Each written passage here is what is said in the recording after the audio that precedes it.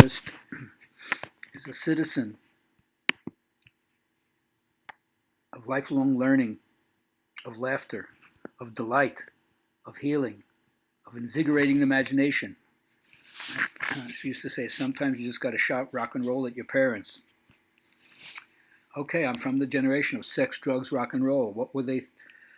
They were three values that really upset the middle class: tightness, stiffness, and rigidity that characterized just going along, like being one of the fold, like that. And I know not everyone can be a leader, not everyone can be a shepherd, but sheep need somebody to show them, except each person has to find what that leader is within themselves. All right, then we move along to understanding that patterns are going to emerge.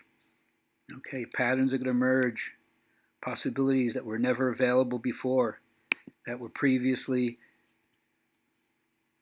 only available or belonged to a few, but now it's the requirement of the many. So you got to flaunt your stuff, even if it seems like it's garish and out of tune with other people.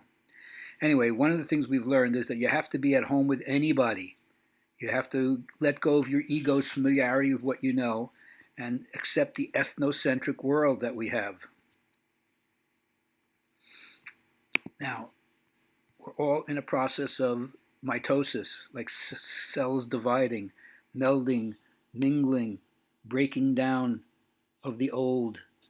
The membranes become new.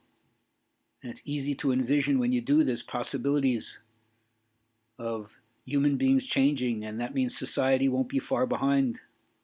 So we have to learn as we do this to create new synapses, new possibilities for music, food, literature, arts, and theater. Have you noticed those are the people who never fight with each other? Chefs from different countries, they really get it. And then we celebrate rather than calcify.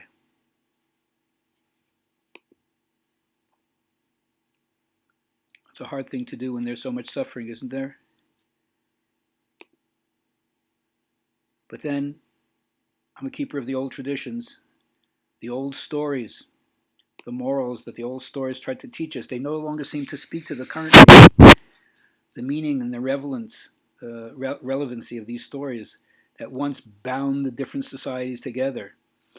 But this is the once and future story without which we are all denatured and demoralized. And that's why it's important to understand the symbols of these stories so we can psychologically learn how to relate to what our ancestors understood in the absence of psychology. Remember my famous quote from James Hillman, mythology was the psychology of antiquity. Psychology is the mythology of modernity. Now, Sir Isaac Newton said, what we know is a drop, what we don't know is an ocean. Have some humility. You don't know everything about yourself even. As Oscar Wilde said, only the shallow know themselves. It's a lifelong journey into further exploration of who one is and what one's potential is. Now, this is not only true just for marriage, this is true about friendship. Like we say, to have a friend, be a friend. But I love that most people get married believing in the myth of marriage is a beautiful box full of all the things they've longed for. Companionship, intimacy, friendship. But the truth is marriage is at the start an empty box. You must put something in before you can take anything out. There is no love in marriage. Love is in people. And people put love in marriage. There's no romance in marriage. You have to infuse it into your marriage. A couple must learn to art and form the habit of giving, loving, serving, praising, keeping the box full. If you take out more than you put in, the box will be empty.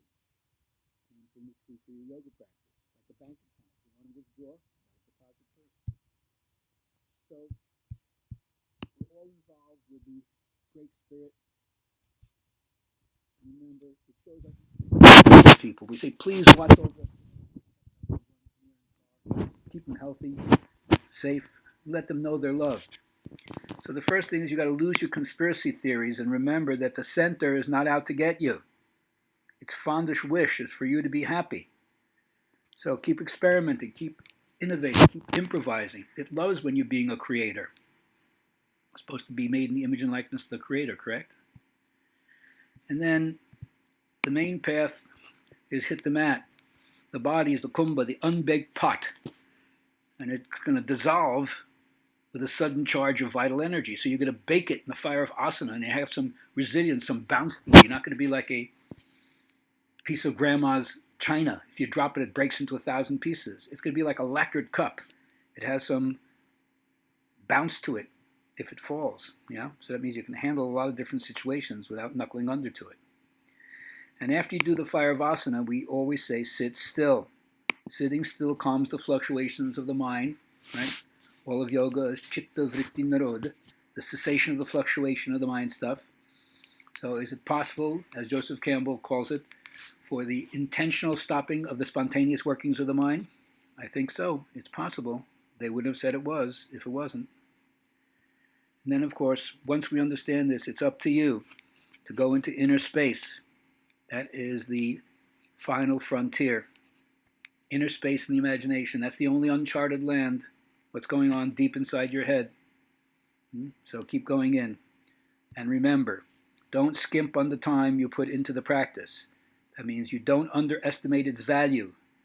A necessary balance or rhythmic alteration between working and playing, working and playing, working and playing, till eventually you see the work you do on yourself is the same as playing. And hopefully that will hold you in good stead for however long you're alive.